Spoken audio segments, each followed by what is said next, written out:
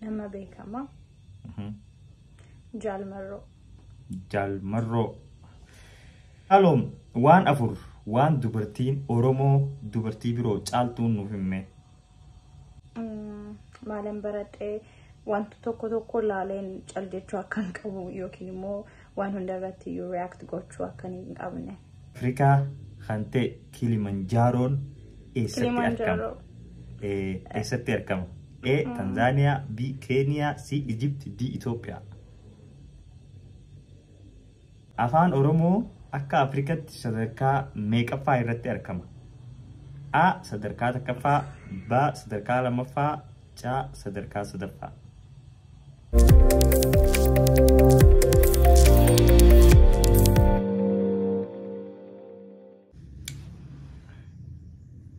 Ashamaa harka fuune obboleeyyan kiyya qaqqaalii jaalatamuuf kabajamoo kan muslimaa kiristaanaa waaqeffataa sabaan Oromoo taatanii saba biraa taatanii maatii kan jalatti argamtan hundi keessanuu salaamanni kiyya kan onnirraa burqe isin bira haa dhaqqabuun isin jaa bum egaa arraan tana sagantaa addaati sagantaa qarree Oromoo yookiin namni TikTok irra beektan ni beektanii namni hin beekne immoo arra waliin isin barsiisa.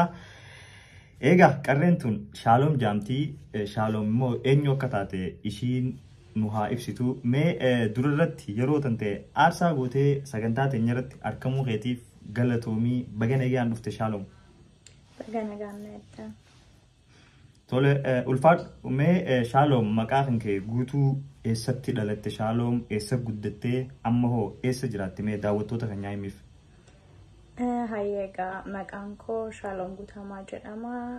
Finfinneetti dhaladhee guddadhee achiin immoo Norway jiraachaa hin jiraamma. Okay, Norway jiraatte. Barattuudha moo hojjettudha?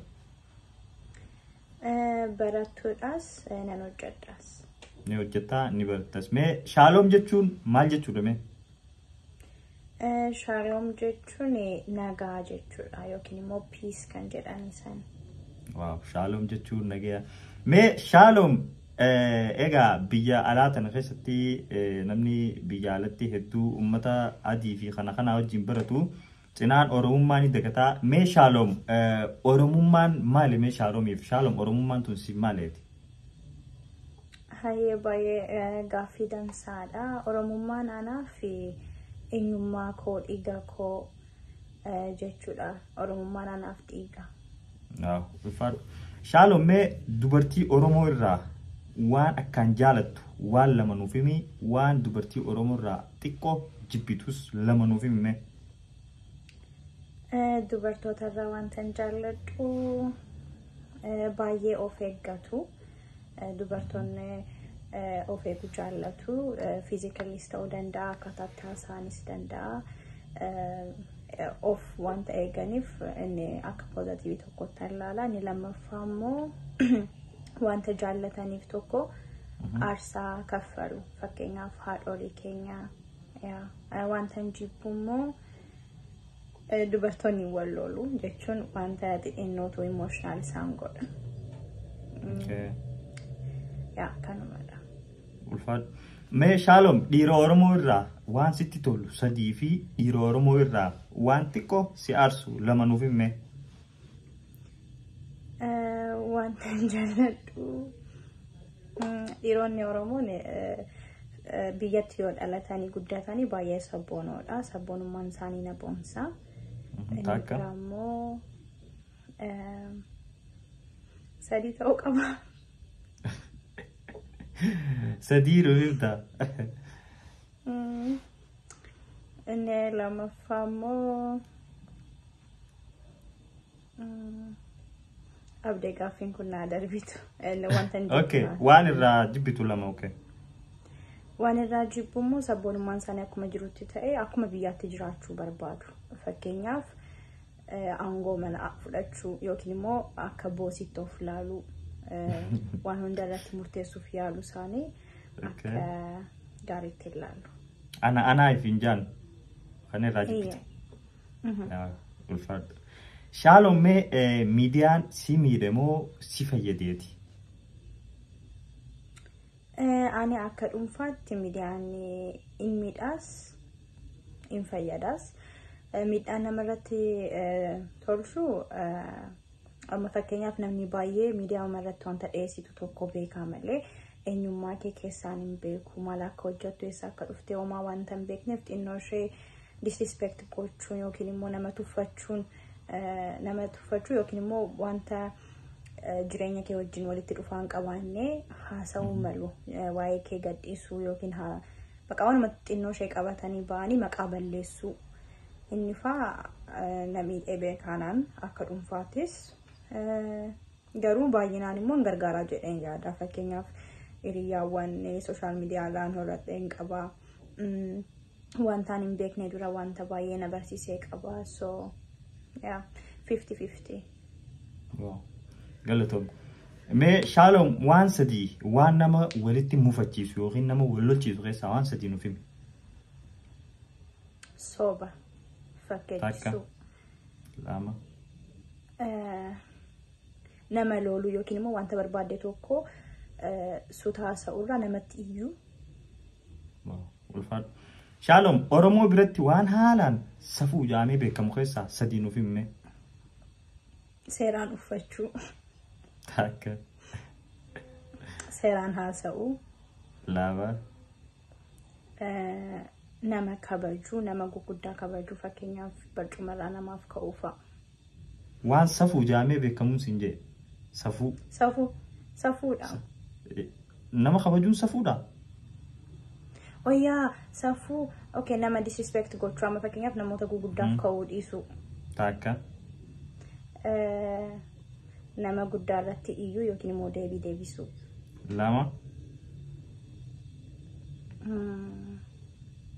Uffata jedheera. Uffata hin taane uffachuu. Galatoon. Mee Shalom guyyaa hojii xumurte dhumarratti maal goota? Eessa deemta? Mana. Mana? Ulfaadhu. Mee gorsi hanqa arraadhaa dhageessee sammuu qabatte keessaa gorsa akkamii? Mammaa kichirree lijee ho'isaa hun jedha maaliifaan garuu gara Oromiifatti yeroo hiiknu mucaa koo nama ta'eedha. Gorsa kanatti hin fayyadaman. Mucaa koo nama ta'ee mata dura isaati? Yaa jechuun abbaan kee mucaa koo nama ta'ee naan jedha yeroo baay'ee. So namummaan maalii jedheen yeroo gaafadhu deebiin isa jala argadhu sun na gargaaraanaaf akka dhuunfaa kootti. Ulfaadhu. Okay. Mee Shalom yaadannoo gaafa ijoollee keessaa maal haalaan jaalatta? Yaadannoo gaafa ijoollummaa? Taphachuu bokkaa keessa fa'aa kaachuu. Rooba keessa taphachuu. Saayibni ta'e haalaan si dhiyoodhaa eenyu? Hanqam waliin turtan? Lamadha. Qabbanee Amaanuel jedhamti isheen tokko immoo Giftii Abbayyaa jedhamti. Giftii wajjin bara koo guutuun beekan jechuun hin danda'a. Charchii tokko deemnee mana barumsaa ammas biyya kanas walumaan jirra. Ishee bara koo guutuun beekanii qabboo immoo waggaa 9 hin beekan. So eeyyaan wankoo isaan lamaan. Ulfaadhu. Mee Shalom jaalalaan miidhamtee ni beektii? Hin beeku. Dhugaa? Jechuun takkaa jaalalaan hin miidhamne Shalom? Miidhamee hin beeku. Dhugaa? Baradhee hin beekaa malee miidhamee hin beeku. Okay, mee seenaa jaalalaa irraa waan nuuf himtu ni qabdaa Shalom? Kunillee jaalala miti. Ijoollee taatee nama tokko laaltee jaallachuu dandeessaa. Garuu sammuu ijoollummaatiin yoo yaaddu nama hin taane filachuus ni dandeessa. So gabaabaadha jechuun jireenya nama sana wajjin hin qabu. Kanaaf kan kaasu hin barbaadu. Waanuma ijoollummaati jechuudha. Galatoom. Shalom waa'ee maalii yeroo dhageessee haalaan miira keessa galtame? Politika. Okay. Maatiin ta'e hojii ati gama sooshaal miidiyaatiin hojjettu yoo ni fi sirraa hin jaalatin maal goota Shaaloomati? Amansiisuu fayyaala. Yoo isaan hin feene yoo? Yoon feene jiruma isaa akkuma dhaabuu yoo barbaadanii dhaabuu nan danda'a. Garuu akkasitti seeraan dhaabinaan hin jenne garuu immoo 100% nan deeggaranii maaliifi wanta gadheef saaxilamuu dandeessa jedhanii wanta yaadaniif kanammoo ani ofii koo akka hin danda'uuf wanta negatiivii koomentiin isoo jiraate maal isoo jiraate maal jedhama danda'uu yookiin immoo accept gochuu nan danda'a jedheen amansiisuu fayyaala. Ulfaadha. Mee walitti dhufeenya ilma namaa keessatti jaalala maaltu haalaan akka adda bala Shaaloom? Gaaffichi naaf hiikamu naaf hin galle. Walitti dhufeenya ilma namaa amma fakkeenyaaf Shaaloomii fi saahiba ishii dubartii haa ta'u dhiira haa ta'u walitti dhufeenya san keessatti jaalala maaltu dabala haalaan? Amanamummaa. Amanamummaa walamanuu. Tole nama beekamaa tokko filadhu saahiba godhadhu yoo jaamte eenyu filattee saahiba godhatta Shaaloom? Nama beekamaa. Jaalmarroo. Jaalmarroo. Okay, galatoomi. Mee Shaaloom waan afur waan dubartiin Oromoo dubartii biroo caaltuun nuuf himee. Shamarran keenya safuu beeku safuu of kabajuu yookiin immoo of isaanii guddisanii ilaaluu beeku. Tokko lammaffaa hin bareedu. Hin bareedu. Kulli isaanii fa'aa sheepiin isaanii fa'aa bareeda. Okay, lama. Akkaataan isaan taasisanis gaariidha. No. Mee Shaaloom aartee namaan adda baatee ni beektaa? Yoo beekte maal irraa barattee waan san? Aartee namaan maal jette? Aartee muufattee namaan adda baatee gargar baatee ni beektaa? Maal irraa barattee yeroo sammee?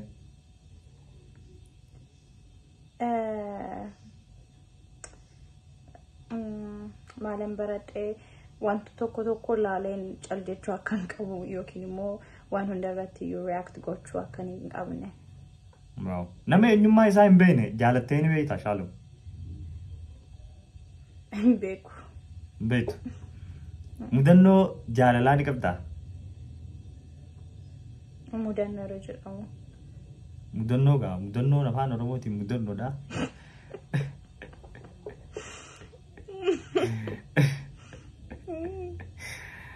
Gaxxamanyi ishii hayyee afaan Amaaraatiin.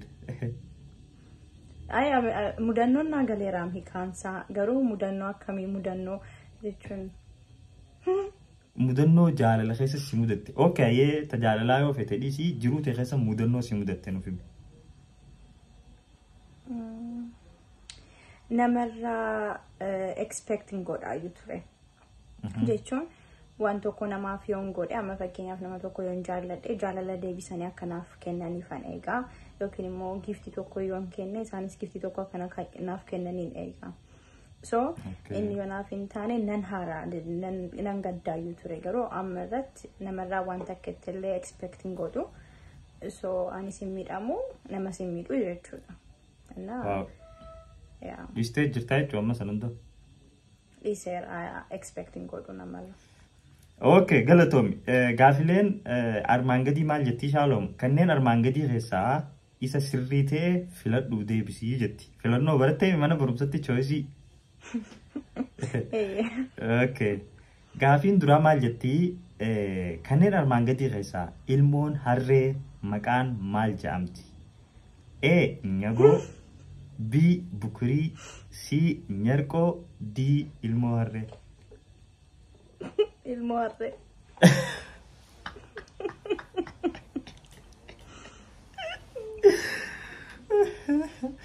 Okay, idarkadda Shaaloom gaafii duraa dhabdee jirti. Mee Shaaloom kanniisni deebisaa beekuu hin danda'u? Okay, deebisaan bukurii jedhamti. Okay, kanniisni ija meeqa qabdii jetti gaafiin? A. Ija 2 B. Ija 3 D. Ija 4 D. Ija 5 Lama. No.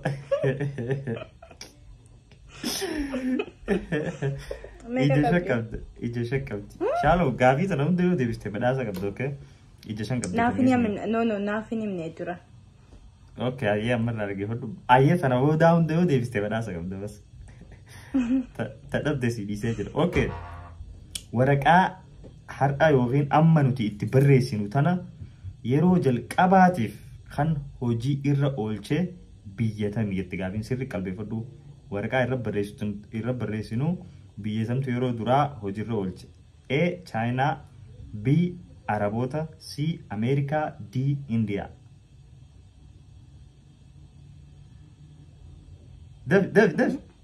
Daf, what the? Chaayinaa jettee, Ameerikaa jettee. Shaaloo. Gaafii xiyyeeta fidees. Yaaduun qabaam. Sadaffaa irratti kan jiru godhi bakka. Shaaloo laaluun dandeessu sirrii dhaggeeffadhu.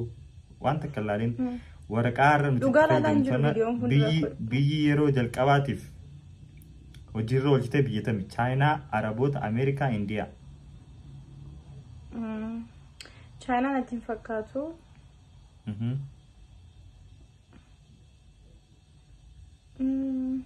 Indiyaa maybe. Indiyaa dhabdee jirta. Bakka gaaffii ani hin beekne qofa fidde dhugaa. Chaayinaadha. Okay.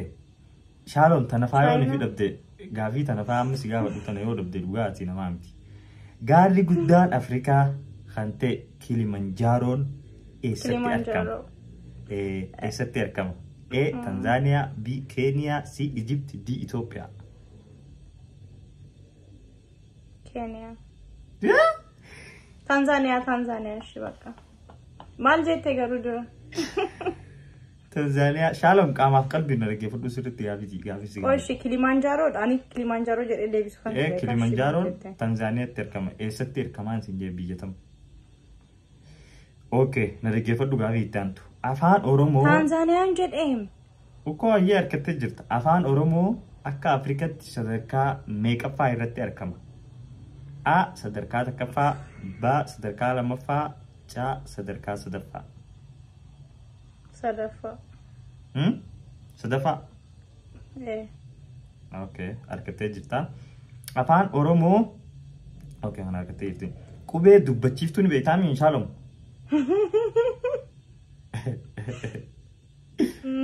Qubee dubbachiiftuu ni beektaa? Qubeen dubbachiiftuu afaan Oromoo meeqa jettee gaafiin? A. 5, B. 2, C. 6, D. deebii hin qabu. 5. Eenyu siifii meeqa duutara? Ingiliffaanis sanuma. Okay. Qubeen dubbifamaan afaan Oromoo meeqa? Yaa Waaqayyo gooftaa.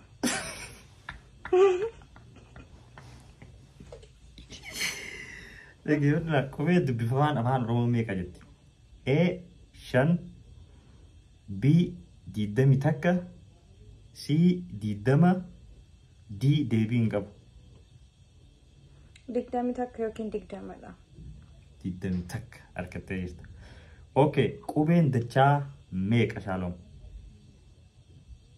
Choisiin qabu kun kanuma deebisi. No choisiin akka kennuu qabda. Okay, choisii kana qubeen dachaa meeqa jetti? A. 6, B. 4, C. 5, D. deebii hin qabu. 6. Eenyu siif hime? Deebisee qabu. Okay, Shaaloom maddi uummata Oromoo eessarraa ka'e jaameetii yaadama? A. Boorana, B. Harargee, C. Jimma, D. madda walaabuu. Boorana. Kan harkan madda walaabuudha. Oromoon no madda walaabuudha. Boorana. No. Biyyan siin jee Shaaloom. Booranni biyya miti re. Dhaggeeffadhu Booranni bariiti. Ilmaan Oromootii bar. Booranaaf bareentomi? No, Booranni biyyaam. Booranaa. Okay, Booranaa miti ayyee madda walaabuudha. Dhaggeeffadhu Oromoon ilmaan meeqa qaba? A. ilmaan takka B ilmaan afur C ilmaan 10 takka C D ilmaan 2 lama meeqa lama harkattee jirta hayyee gaafii tana sirriitti dhaggeeffadhu laal mammaaksa yaa soogitta ofii ja'ii mi'aayi mi'aawuu baannaan bakka duwwaa ja'anii si darban A muka ja'anii B sibiila C dhagaa D hunda dhagaa jechuudha. hibboo armaan gadii tana filadhuuti deebisii ja'a qotiyyoon abbaa kiyyaa eegee qaban malee hin qottu jetti gaafiin A sangaa B qottoo C haamtuu D maqasii miti ila deebime qotiyyoon abbaa kiyyaa eegee qaban malee hin murtu A sangaa B qottoo C maqasii D eeboo sangaa en arkanne qoyti yaadaan jira qottoraan jira tayyadaf okay sangaa miti maqasii miti eeboo miti kan biraa maal jette turte kanuman jee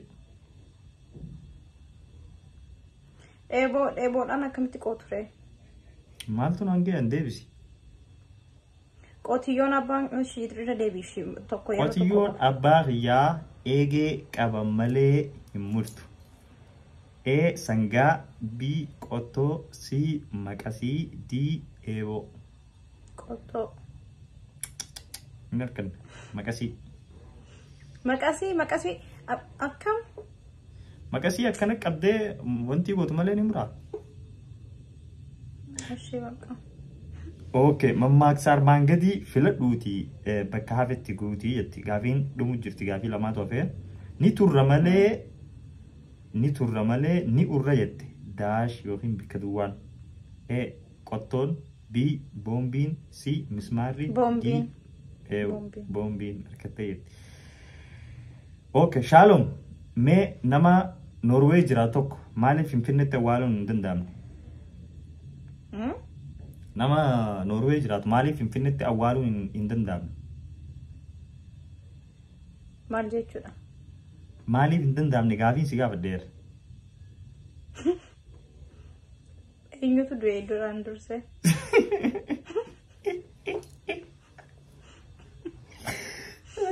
argattee jirta Shalom nama afurtu jiraata namni afuran kun mana takka keessa jiraatan namni tokko nyaata dalaga dhaggeeffadhu sirriitti namni tokko mana afaaf yookiin mana tolchaa namni tokko joottanii taphata namni tokko maal dalaga filmii godha qoyshi nama afurtu jira namni tokko nyaata godha namni tokko joottanii taphata namni tokko mana tolcha namni tokko maal godha namni tokko nama tokko qoyyin tokko jechaa ma jirta maqaa baasiif akkas taanaan maaliifi namni tokkichi sun waan afur saayyuu gochuu danda'a ammaan tana namni tokkichaan maal akka godhu namni tokko joottanii taphatan jee namni tokko mana tolcha namni tokko nyaata dalagaa namni tokkichaan hafe maal dalagame ina haasa'aa jira I don't know namni tokko joottaniidha wajjin taphata joottanii kophaa ni taphatama wanta akkasiin jiru ani joottanii maal akka ta'e hin beeku era akkish sirri beeta sirritti leeba hin beeku ani beeku nagadhiise okay gaafii fi deebiin Shalom wajjin goonee kana fakkaataa gabaabtumatti gaafii ni gaafii simcoota namataan dhukkubsinu kanaa olii egaa daawwattoota keenya gaafii tana akka waa irraa barattanis abdii qabnaa mee sagantaa xumuruun duratti Shalom gaafii yaada waan jechuu barbaaddu yoo qabaattu ta'e dhaamsatee je'iitii sagantaa goolabna hayyee wanta na affeerteef baay'ee galatoomii gaaffii babbareedaa na gaafatteetta. Gaaffii amma mammaqsafaa wanta yaadachuu qabnudha akka aadaa keenya.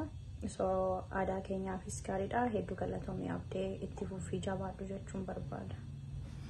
Tole ulfaadhu Shaaloom obboleeyyan haga sagantaa birootii walitti deebinutti nagayaa nu turaa ulfaadhaa gaggalatoomaa bum bum bum bum bum. Bye.